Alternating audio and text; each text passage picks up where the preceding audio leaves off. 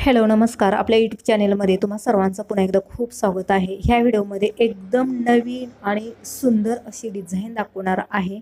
तर चला तर मग व्हिडिओला लगेच सुरुवात करूया. तर सर्वात आधी आपण बाहीची उंची बघूया. तर बाहीची उंची हाताच्या कोपऱ्याच्या थोडंसं वर येईल इतपतच ठेवलेलं आहे. तर तयार उंची 10 आहे प्लस 1 इंच शिलाईसाठी घेतलेला आहे आणि मुंडा 8.5 इंचाचा आहे, म्हणजे 34 साईजचा हा ब्लाऊज आहे. तर ही डिझाईन बघा, मस्त हाताला खूप सुंदर दिसते. कुठलाही ब्लाऊज असो, काठपदराचा साडीवरला ब्लाऊज असो किंवा सिल्क ब्लाऊज असो किंवा सिंगल जे ब्लाऊज विकायला येतात ते ब्लाऊज असो, कुठल्याही ब्लाऊजवरती फार सुंदर ही डिझाईन दिसते. तर सर्वप्रथम आपण कॅनव्हासवरती ही डिझाईन तयार करूया. तर बघा, बाहीची उंची हे 10 इंच आहे तयार उंची. तर 10 इंच बाहीच्या उंचीला मी तर 6 इंचाची डिझाईन करणार आहे. सो तुम्हाला जेवढी डिझाईनची उंची हवे तेवढे तुम्ही ठेवू शकता. आणि 1 इंच मी रुंदी ठेवणार आहे, म्हणजे तयार ते 2 इंच होणार आहे बाहीला. त्यानुसार तुम्ही आयडिया लावून किती इंचापर्यंत रुंदी हवे तुम्हाला त्यानुसार तुम्ही ठेवू शकता. तर बघू शकता इथं असं चौकोन आकार देऊन घेतलेला आहे. आता इथं तुम्हाला कुठलाही आकार देऊ शकता, तुम्हाला जे आकार द्यायचा आहे ते. जसं की पानगळा आहे, दिव्याचा गळा आहे, सर्व गळे आहेत. तुम्हाला जे गळ्याचे डिझाईन तुम्हाला हवे ते तुम्ही इथं देऊ शकता. तर सिंपली बघू शकता असं एकदम जे लांबवालं पान असतं ना, त्या पानाचा मी इथं आकार दिलेला आहे. तर साईडला अर्धा ते पाऊण इंच कॅनव्हास सोडून कट करायचा आहे.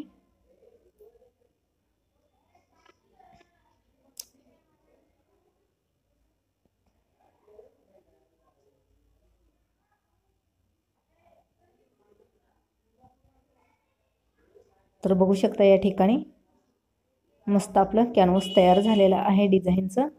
आता बघा वरच्या साईडला टोक थोडासा कमी आलेला आहे, मी इथं टोक देते. वाव, मस्त बघू शकता अशा प्रकारे टोक आलं पाहिजे. छान. आता आपण दुसरं एक कापड घेऊया. तुम्ही अस्तरचंही कापड घेऊ शकता. आता याला फेविकॉल लावून घेऊया. तर फेविकॉल लावून घेतलेला आहे. आता हे कापडावरती चिटकवून घेऊया. परफेक्ट. आता जे जास्तीचं कापड आहे साईडचं अर्धा इंच सोडून कट करून टाकायचं आहे बाकीचं जे कापड आहे ते.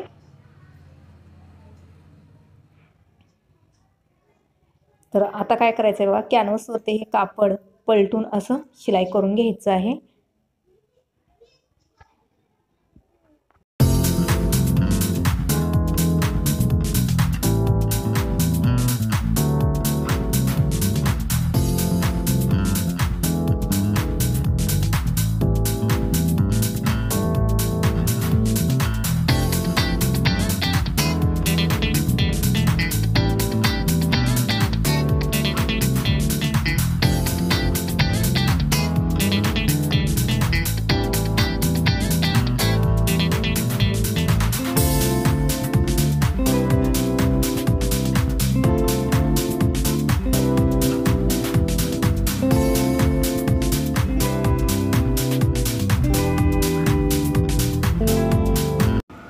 आता या ठिकाणी बघू शकता जे जास्तीचं कॅनव्हासच्या बाहेर आलेला कापड आहे ते कट करून टाकूया.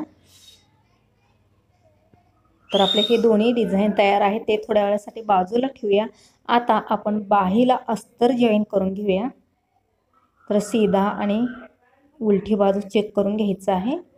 तर हे सरळ बाजूनीच कापड ठेवायचं आहे ब्लाऊजचं आणि ह्याच्यावरती अस्तर ठेवून घ्यायचं आहे. आणि बघा जे कटची बाजू आहे ते समोरासमोर ठेवून घ्यायचे, म्हणजे जे समोरचा भाग असतो जो फ्रंट बाजू असते ते समोरासमोर ठेवून घ्यायचं आहे. आणि आता इथे अगदी पाव इंचावरती शिलाई करून घेऊया. परफेक्ट.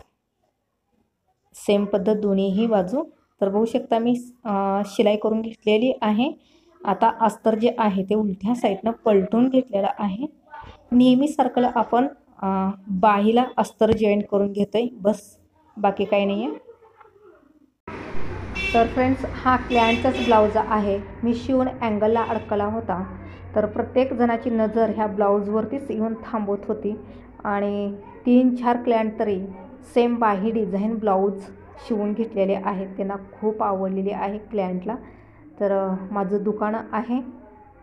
दुकानामध्ये मी असंच डिझाईनचे ब्लाऊज मी केलेले अडकवत असते, जेणेकरून म्हणजे जे नवीन क्लायंट असतात त्याने जर का डिझाईन आवडली तर त्यांनीसुद्धा ते शिवू शकतात. त्यामुळे मी डिझाईनचे ब्लाऊज असंच अँगलला अडकवते. तर आता बघू शकता ब्लाऊजची जे वरून उंच आहे मी ते 3 इंच ठेवलेली आहे. हवा असेल तर तुम्ही 2 इंच, 1 इंच, 1.5 इंच जेवढं हवं आहे तेवढं तुम्ही ठेवू शकता. मी तर 3 इंच ठेवलेले आहे. आता बाहीचा बरोबर मध्ये काढून घ्यायचं आहे. तर या पद्धतीने असं बाहीचा बरोबर मध्ये काढून घेतलेला आहे.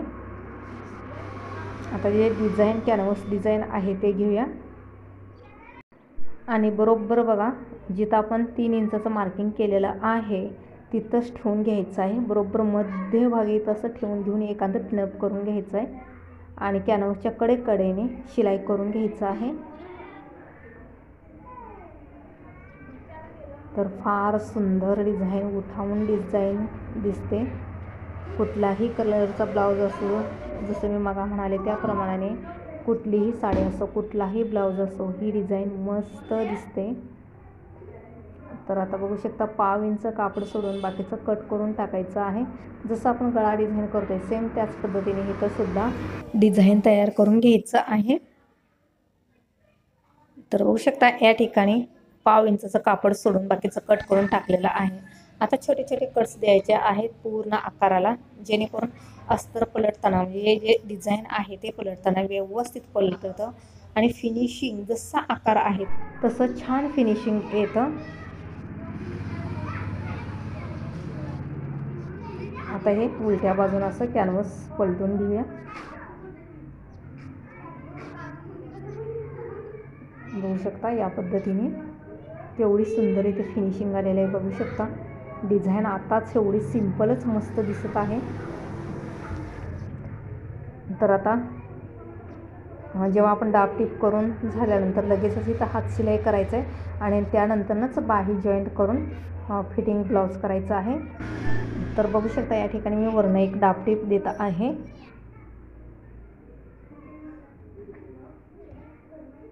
डाब टिप झालेली आहे. आता दुसरी वाली बाहीसुद्धा सेम पद्धतीने मी तयार करून घेणार आहे. आता इथं हवे ते तुम्ही बटन्स इथं जॉईन करू शकता. तर जी साडी आहे ते गोल्डन टाईपची थोडंसं बॉर्डर वगैरे आहे, त्यामुळे इथं गोल्डनचे बटन्स जॉईन केलेली आहे. हवं असेल तर तुम्ही व्हाईटच बटनसुद्धा ठेवू शकता. आता बाही जॉईन करताना बघा बाहीचा बरोबर मध्ये काढायचा आहे आणि शोल्डरवरती बरोबर मध्ये ठेवूनच मगच बाही जॉईन करून घ्यायचं आहे. बाहीचा मध्ये थोडं जरी वाकडं आलं तरी पण हे डिझाईनचा जो ब्लाऊज आहे तो बेकार दिसतो, म्हणजे एक साईडलाच असं डिझाईन दिसते, व्यवस्थित दिसत नाही. त्यामुळं मध्यभागी बाही जॉईन करून घ्यायचं आहे. तर दुसरीवालीसुद्धा बाही ह्याच प्रमाणाने मी तयार करून जॉईन करून घेतलेलं आहे. तर व्हिडिओ कसा वाटला हे मला नक्की कमेंट्स करून सांगा. व्हिडिओ आवडत असेल लाईक, शेअर, सबस्क्राईब जरूर करा. तर बघू शकता फायनली ब्लाऊजचा लूक. तर व्हिडिओ पूर्ण बघितल्याबद्दल धन्यवाद.